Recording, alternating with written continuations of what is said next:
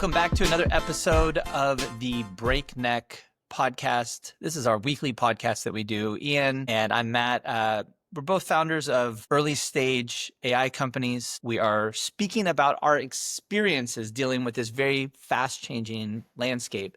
And I think one of the topics that we've come back to over and over again and people have the most concern over is what's going to happen to our jobs. Because every day, more and more things that used to feel like something that I had spent years developing this skill are just coming straight out of the AI with just very little work.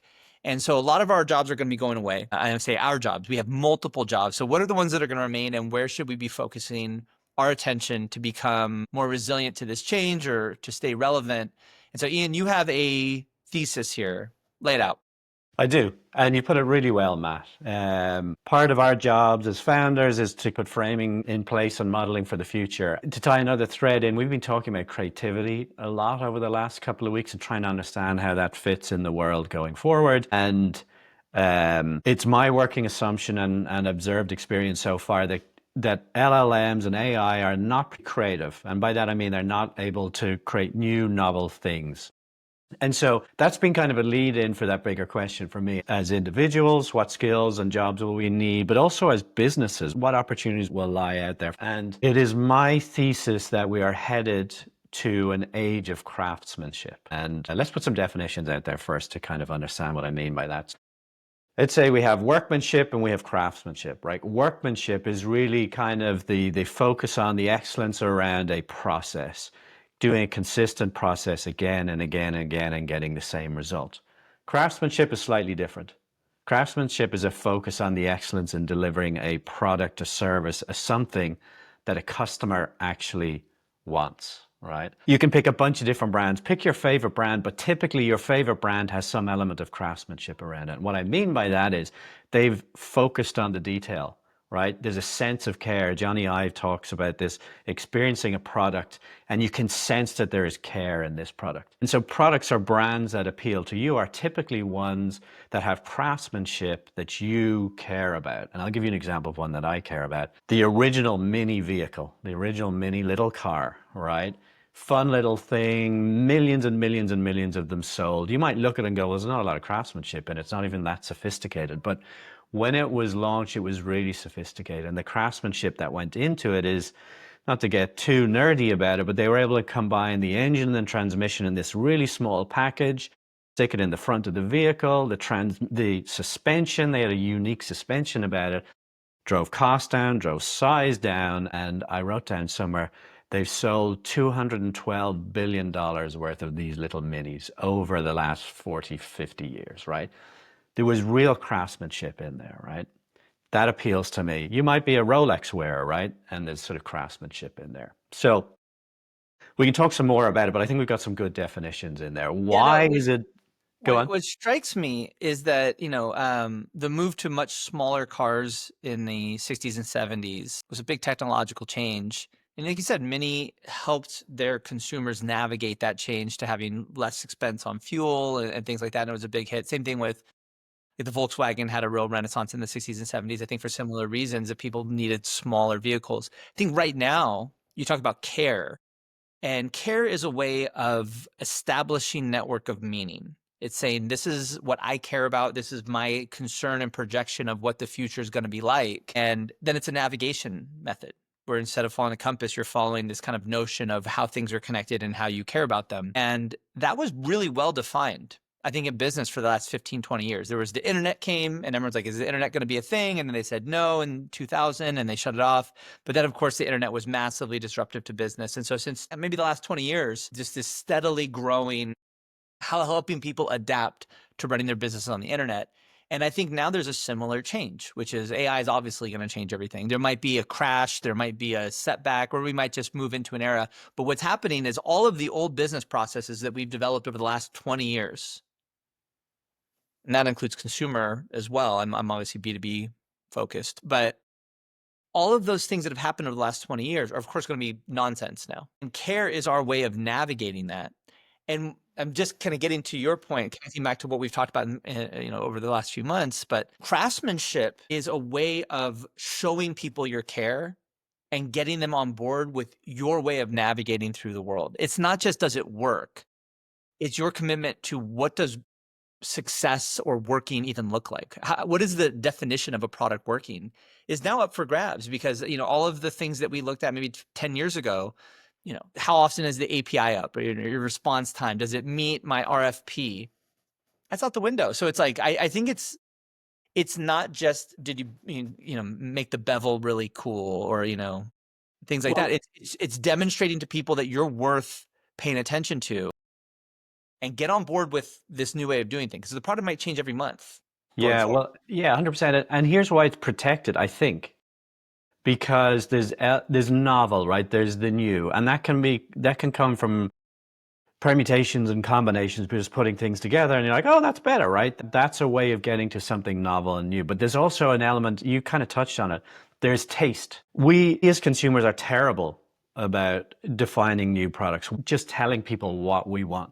That has to be encapsulated and delivered to us most of the time. Very few of us, I think we talked about it before, right? That when we had horses and carriages, we wanted a horseless carriage. We didn't want a car. We didn't know it existed, right? When we had a VCR that didn't work very well, we wanted one that programmed itself, and then we got DVRs, and then we got streaming, right? So we are not good at that, right, as humans. And I don't think LLMs or AIs as it stands today will be able to come up with that novel, that maybe the combinatorial aspect of it, but the taste aspect.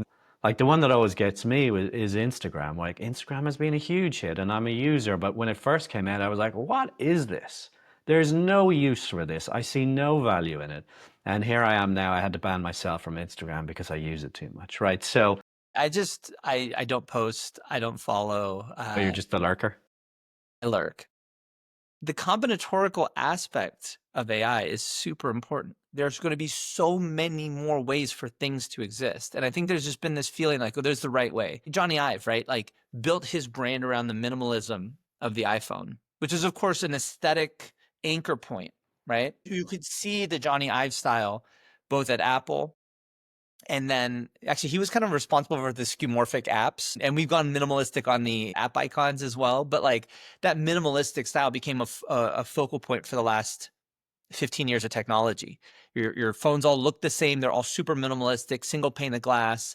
The icons themselves have retained a very minimal style, even though we have the capacity to do animations and all that stuff. But it's kind of like simplified, simplified, simplified. We've reached a fixed point and orbited around it. But now AI can do literally anything at any moment. We could build a new app for ourselves in minutes is kind of like the place. But that's huge numbers of possibilities. And there's no real aesthetic fixed point within that's yet emerged. And I think that's going to be an opportunity for entrepreneurs, like you're saying, to be Yeah. craftsmen in that much more diverse space where people are going to need to sift through the slop from the good stuff. Well, that's exactly it, right? There's, what we're beginning to call AI slop now, which is this stuff that's created missing that taste. And we had that same experience as you went back in, early internet days where all this crap came out that raised a shitload of money. And we're like, why? That doesn't make any sense, right? So let's talk a little bit about the why the craftsmanship, right? Just fundamentally what's happening, as you've called it in the past, the talacha, right? The drudgery, the routine, that work that 100 years ago, none of us wanted to do, and today we still don't want to do, but we spent the last 30, 40, 50 years in a digital-ish age actually doing a bunch of that work. We are going to get... And for viewers who don't know the word talacha, it means to hoe. It's a Mesoamerican word from the Nahuatl language. So they're hoeing cornfields. And it's just a real repetitive thing that, obviously a lot of people define themselves around. And in the United States, at the turn of the 20th century, I think like something like 90% of people were engaged in agriculture. It was a very high number. 90 sounds high, but it's now 3%. So it's gone down by orders of magnitude. And we still, have all of this nostalgia for being a farmer and like, oh, we got to protect America's farmers, even though it's like, billionaires with huge mega farms and tractors. There's still that appeal to our old identity as farmers 100 years later is still here. And I think, the AI, there's a lot of things that used to be talacha or used to be hard work or high status work. Status is super important when you're looking at your own like attachment to it's like, I don't care if I'm actually going to be out of a job. I care about not having status and not feeling good about myself is probably more close to how I feel about the thing. And a lot of things that I used to do that I thought were really cool and differentiated me are now Talacha. They're now something anybody can come in and do, or an AI could do it completely on its own. So similarly, there's going to be a big shift in identity. Yeah, well, and last week you challenged us to embrace the terror of AI, right? More broadly, meaning things are changing and we all have a job to do now, a personal job, which is what does that mean for our own personal brand and our identity and what are the things we're doing? And so when I think about that in the context of craftsmanship, I personally am really excited because I get to dump reading contracts, which I hate, right? I get to dump doing a bunch of accounting stuff, which I hate. I'll just do this stuff at the end just to make sure it's okay. But in my world, craftsmanship is around this product, the service, the hardware, whatever it is that we are delivering. And I'm going to get more time doing that. And I'm going to get to express my sense of taste, which I hope is good and people enjoy it in the product. So I'm particularly excited about that notion because the talacha is going to disappear. The thing that will differentiate us is the thing that's always differentiated us, our products, our businesses, is delivering stuff that people actually care about, that there is that sort of sense of value and you feel heard when you use your product. So I personally am really excited about that. But I think if we zoom out a little bit, craftsmanship is one of the places I think that are going to be somewhat protected. I'm so biased and so focused on that. I'm not sure that everyone is excited about being a craftsman or a I certainly craftsperson. have a lot of nostalgia from my first job. I remember I came out of school and all I had to do was learn how to access a database, like learn where all the information was in this database. And I had a few scripts set up. After about 6 months, people would send me something and I'd turn it around. It'd take them a week or two to like actually figure out where everything was. And I just knew it was and had my scripts. And it was just the best job because I could sit there. Someone would send me something. I'd run the scripts. I'd make a couple modifications, run the scripts, sit back and it took a long time to get all the data in the batch. And then 2 hours later, I'd send it over and everyone would be super happy with me. But of course, that's all automated now. Yeah, but it is craftsmanship. So if I ask you that question, though, as you look forward, let's say 5 years to a time, again, using that umbrella term of craftsmanship, what is it that you would look forward to doing? If you had 50% of your role doing X, what is that? As I moved in my career, I think more and more, it was something I used to do. I used to play a lot of sports and I always really enjoyed kind of like interacting with that team spirit.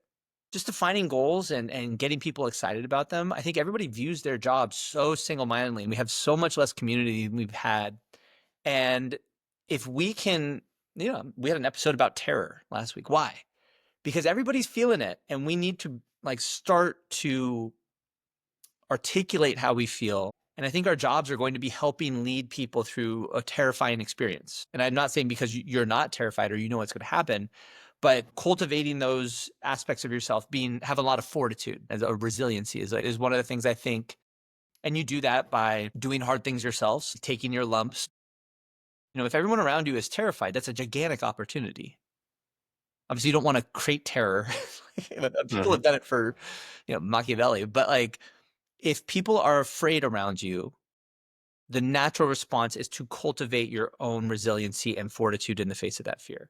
And that means you confront it every single day and you stare out into the void of, like you said, there's no way to know what's coming, I don't think, at this point. Or I wouldn't bet on anybody, but interfacing it every single day and finding ways to do that and finding ways to share that experience of interfacing, I think is going to be that's my completely esoteric version of craftsmanship that I'm getting out of what you're saying. Yeah, no, but it's one of the things about craftsmanship, core requirement is that there is resistance somewhere in the world, in the system that needs to be overcome. It's not really craftsmanship until you've done the task of overcoming that. Like, oh, we need this really resilient glass on the front of an iPhone that when you drop it, hopefully it doesn't crash. So you have to overcome that. And it's another word for, if I want to take the terror word and flip it around for a second and call it adversity. We need adversity. I've got soccer playing kids in my household and they played yesterday and they lost. There's adversity. There was moments of brilliance. There was moments of not so brilliance, right? But that's adversity. And what we maybe forget when we get to our age is those teenage years, that whole first 20 years probably of your life is a daily beating down with adversity. And we do that to our children. Why? Because we want them to learn, we want them to improve. So we're headed definitely into adversity. There's opportunity to learn. I think it's incumbent upon us to learn. I think in bringing up this topic of craftsmanship, there's a path forward, I think, in that direction. I think one that you've just begun to highlight is sort of orchestration and team and, in business terms, integration. How do you take all these kind of, in the old days it was resources, now it's knowledge and information and action. How do you combine them together to deliver some sort of value, whether that's a product for a Yeah, business or something for a team? collecting people together and creating networks and creating communities and things like that. I mean, it's always been part of marketing and entrepreneurship. But in the past, I saw my job is to figure out the right product, define it, and build it. And now much more, it's about, hey, create a network of people who are like-minded and share the same worries that you have, who have, the particular situation in their job that's aligned, and engage with them and engage with them and engage with them and talk with them. And there might be an opportunity for you to lead that, and maybe other opportunities for you to be led. But I think there's you need to connect with other people. We've been kind of isolated into these job roles that have been sold to us because we're going to have certainty. And we've even created these parasocial relationships with brands. It's like, no, Google's going to go down because of AI, or this company's going to go up or go down. Like, I think all the organizations are going to change. Like, stuff is changing, and it's fine. And that's a huge opportunity for everyone. But in the media, if housing prices go down, it's bad. If housing prices go up, it's bad. If the stock prices, it's like anything that happens that changes it all, because we've kind of like isolated ourselves and intellectualized ourselves into this very narrow range of possibilities. And the terror should just wake us up to the things that are not important to ourselves. And it's like jumping in a cold bath. When you lose your attachment to your job function or to even your company, hopefully not to the nation state. I'm not ready for that for the United States. It is all, but those are possibilities. There's something there. You'll still be here. I don't think that those will destroy us utterly and stop us, but we need to be open to that. And that's what the terror is all about. I have a quote, in terms of the necessity of adversity. We're talking about children waking up every day and getting their ass kicked. I don't feel like my daughters get their ass kicked. I think they take it out a little harder on me, but Kant, and like the first page, if you ever bought the Critique of Pure Reason, my advice is open it, read the first page, and you're going to get one of the best things in the whole book without ever having to go further. Just crack the spine, open the first page, and this is what's on the first page. He's critiquing Plato, Kant, Immanuel Kant, the great Enlightenment philosopher. The light dove in free flight, cutting through the air, the resistance of which it feels, could get the idea that it could do even better in airless space. Likewise, Plato abandoned the world of the senses because it posed so many hindrances for the understanding, and dared to go beyond it on the wings of the ideas, in the empty space of pure understanding. So when we talk about Critique of Pure Reason, it's right there. Like, hey, I'm going to do my job for the next 20 years. That's what I'm about. That's like this kind of platonic, like I am the best product manager. I'm the best. No. You're someone who is trying to live in an airless, frictionless space with no challenge. But then you want to recapture your humanity. You don't get to do both. Human beings are terrible in the sense that they can confront anything that's thrown at them. As like you're the ones who survived. That's your legacy. And I think so many people have kind of, the critique of liberalism, which I don't share most of the critique of liberalism, but, we talk about soft men and women, whatever, it's soft people. And once you start to believe that it's your job to avoid challenge and adventure versus confront it, there's not much for you to hold on to. I mean, that's Kant's opinion. Yeah, 100%. It brings me to my highlight of the week, so to speak. What's the thing of interest that really piqued my interest this week? I listened to a great podcast episode on Diary of a CEO, and they had a panel of various different folks spending about 2 hours talking about how work is going to change. I forget exactly who was on. One of them is the CEO of Replit.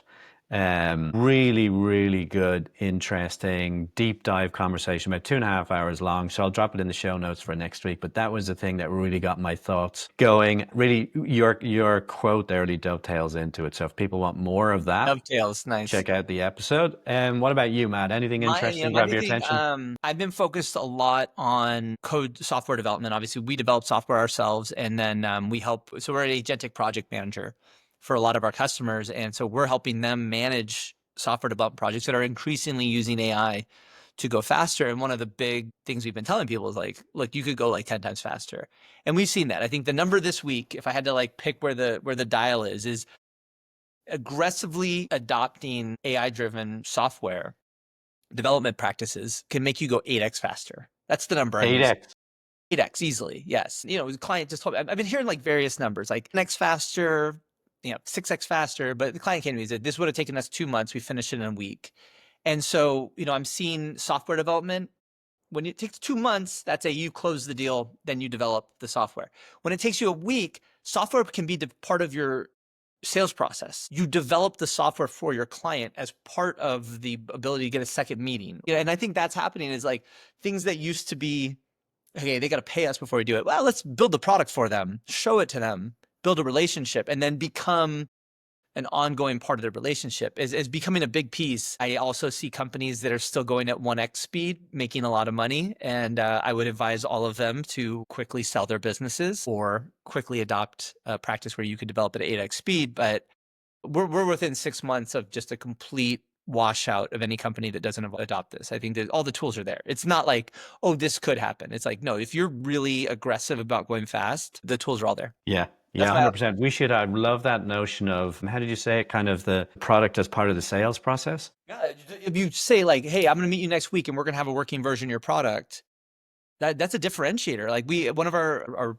partners, they developed something, brought it in, and then not only do they have an opportunity, they were asked to go on stage for a keynote event at a big sales conference. Because people, I mean, it's like if you're listening to this podcast and you're like, oh wow, the standard's 8x, like, oh, I'm behind. No, just go adopt it. Now you're still going to be in the first 5%. It's not common. I think everyone imagines that it's already late. No, it's like super early. Like I said, the most software development in the world is still at 1x speed. And it's huge opportunities to change. It's not like slideware demos anymore. I mean, we're doing exactly the same thing. We just go in and the 80% of the product is there for them. They get to touch it, feel it, experience, and like, oh, but it already knows this and it does that, and their minds are blown. Well, yeah, and it's not just that you have to develop software for them. Like, you might be selling a cybersecurity product or, any health product, whatever. If you go into a sales engagement and they see the capabilities that you have. I talked to them on Monday and I said this, the next Wednesday, I saw a finished product that was exactly like I wanted. These are people that I need to deal with. These are people, and it's not craftsmanship, it's speed, but I think the same idea. These are people who are engaged and care about what's coming. And if you can show miracles, it doesn't even have to be a miracle directly related to your value proposition. It's just like, these are competent people that I need to gravitate towards. And when we're seeing that, like I said, it was like a sale went through, but then also like, hey, could you come and talk on stage at our big conference? Because this is something I haven't seen before. But that to me is craftsmanship. We're applying craft to it in the sense of now we've got a stack that we can replicate very quickly. We can train very quickly, and the training is really important. That for me is where a lot of the craftsmanship is now, where it's like, oh, hang on a second. This is a business that does, it's a conference for, I don't know, for AI or something, right? You train it, you understand it, and then you kind of regurgitate this out to the customer, the prospective customer, and they're like, it already knows me, right? It understand, like, that is the craftsmanship. To put a capstone on this episode, I think we need a new word. Because craftsman, the only problem with it, I like the notion of care and leadership that's involved with craft. But problem is everyone imagines a craftsman toiling very slowly over a small set of tools with some microscopes or something like that. And I think right now it's your ability to navigate with care. So I'm stealing from a couple friends that talk about this a lot. Navigating with care, being open not to a particular way of doing things, but being able to be one who can continuously be a leader in the face of terror, of uncertainty and of acceleration. That with craftsmanship. So let's go through. Okay. So let's plug that into the AI. Let's see if we can find a German. There's certainly a German word that will hit. So we'll see if we can bring that up in the next episode. There it is. All right, Matt. Well, let's leave it there. Another good episode. See you next week. All right. Ciao. Bye. Later.